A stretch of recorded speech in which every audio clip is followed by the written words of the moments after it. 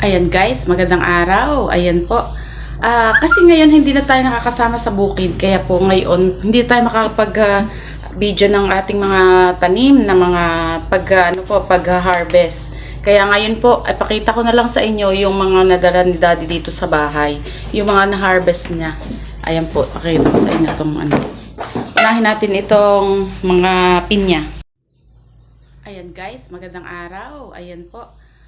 Kasi ngayon hindi na tayo nakakasama sa bukid. Kaya po ngayon hindi tayo makakapag video ng ating mga tanim na mga pag-harvest. Kaya ngayon po, ay pakita ko na lang sa inyo yung mga nadala ni Daddy dito sa bahay. Yung mga na-harvest niya. Ayan po, pakita ko sa inyo itong ano. Unahin natin itong mga pinya. Ayan guys, ito yung mga pinya na harvest. Dala ito ni Daddy, siya po ang nag-harvest nito. Ako ay hindi po nakasama kasi may work na tayo. Ito po yung ating pinya. Mga hinog na rin po. Ang isa, dalawa, ayan, tatlo, apat, meron pang isang cute, 5, at itong malaki, napakabilog, 6. Ayan po oh. Ito ating mga pinya. Mga matatamis po yan at juicy. Ayan po, mga pinya natin. Harvest po yan ni Daddy kahapon lang po. Kasi hindi po ako nakakasama. Madalang na po ako makasama. Kaya si Daddy na lang po ang napunta sa bukid. At ayan po ang ating mga pinya. Hindi na po tayo bibili. Lagi po tayong may pinya.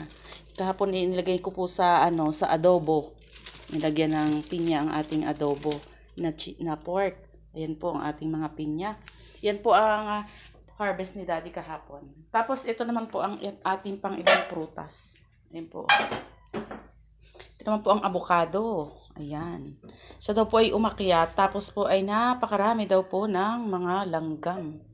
Ayan. Malalaki po siya. At yan po ang ating na-harvest na doon sa bukid. Oh, medyo marami rin po ito. Ayan oh. Ito po oh. Yan po yung mga harvest doon sa bukid na hindi tayo kasama. Ayan oh.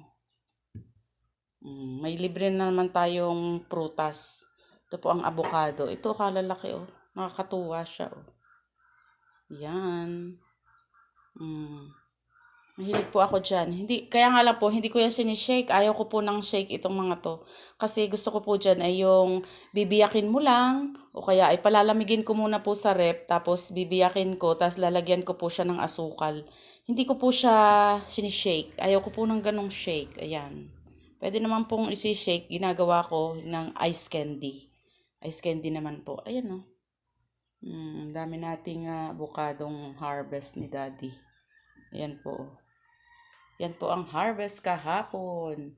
May kasama pa pong bugnoy. Po ang pahutan. May 3 piraso po din is Dading dala. Ayan, ito.